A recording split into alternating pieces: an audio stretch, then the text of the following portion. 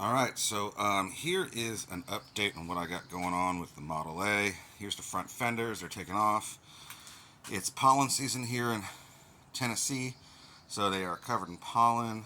I need to repaint them anyways when it gets to that point, so I really don't care how bad they get out while they're sitting out here forever long this project takes me, because I want to put a fresh paint job on them. Auto body and painting is my favorite part of automotive stuff, so I'm looking forward to that. It's kind of like the dessert after all this mechanical and fabrication I'm doing. Coming over here, this is a rear end out of a 55 Chevy that a friend of mine gave me. He actually just gave it to me. He'd been had it sitting in his yard since the 70s. So I got to completely rebuild this. I'm still debating on whether I want to get a rear disc brake conversion kit for the 55 Chevy, or just rebuild the drums. Haven't crossed that bridge yet. But regardless, I got to rebuild this thing. So no matter how that is, I'm going to be working with that. These are the rims I got. I'm going to do 15s in the rear and 14s in the front. Give the car a nice little stance. And this here is the original gas tank that I had pulled out. I'll show you what I'm doing with that. But the reason why I am not using this original gas tank is because, first of all, I'm going to be putting a Chevy V8 in there. So I'm not going to be gravity feeding the fuel from this gas tank anymore. I'm going to be putting a tank somewhere on the frame and using a pump to get to the carb. So I am going to eventually have to fabricate an entirely new dash, since the gas tank is the dash. Back in the day, the old hot rodders, they used to cut up these gas tanks and then just use that there and put all their wiring and stuff behind there to make their dash. I didn't want to do that because I know for a fact that one of the few parts that they do not reproduce for these Model A's are the gas tanks. And since this one is sealed, somebody who is doing an original restoration could use this. So I have it up for sale right now. I haven't got any bidders on it yet, but I'm not going to tear it up because at some point somebody will need this, and I want to be of that service to them. You can see here I got my mock-up motor and transmission right there. A lot easier to move around than the actual motor and transmission. They're much lighter, that's for sure.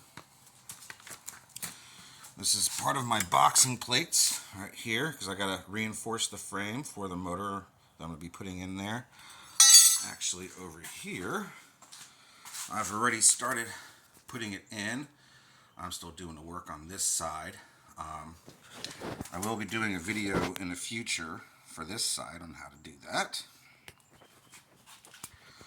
I will be using a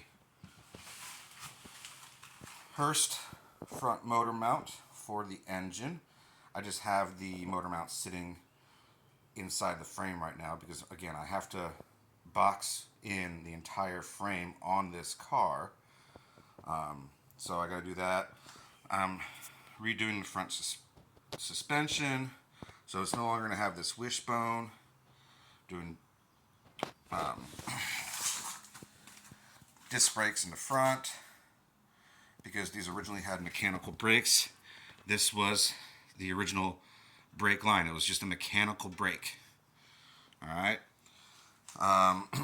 So like I said, I gotta drop this entire front end out and change out the spindles, put in my disc brakes and all that. I'll be doing a video on that in the future.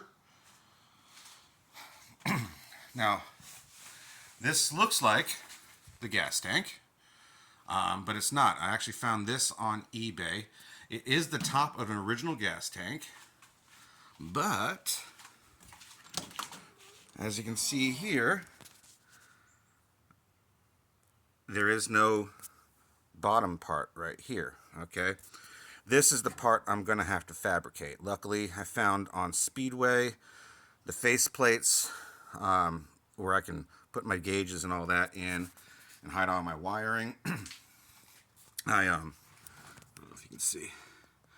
I welded up where the gas used to come in, because since I will be having my wires come in, and this gas cap right here isn't necessarily fully sealed.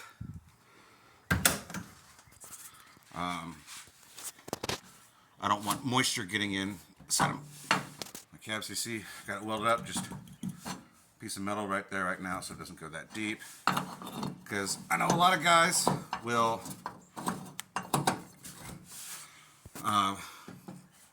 cut that cap part off, put a piece of sheet metal in, and then smooth it out.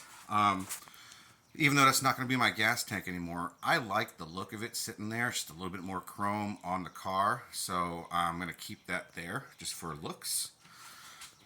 This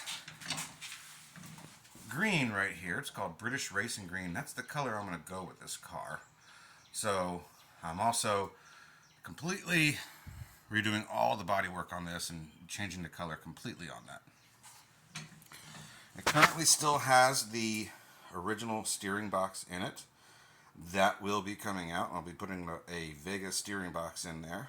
I'll be doing, that's going to be difficult for me to figure out. I'm still working all this out about, I'm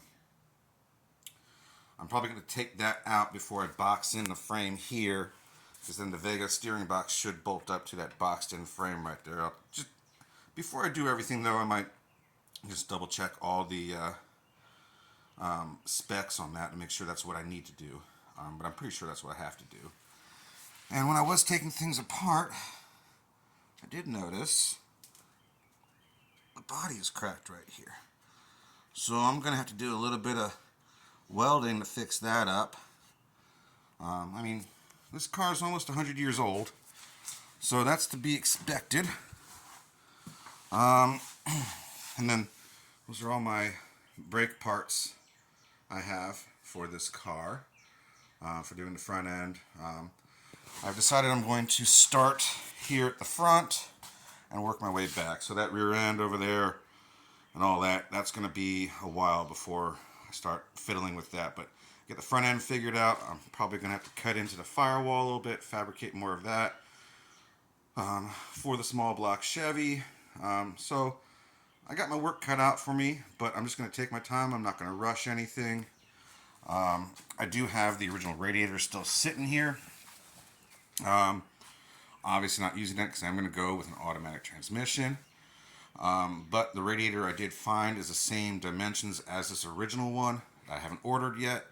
I'm just using that to block out for my motor and transmission when I put it in to make sure everything's going to line up just right. And that's my welding jacket, by the way. And so that's that. That's this update. Hopefully I can have more updates more frequently as I work on this project. Thanks for watching.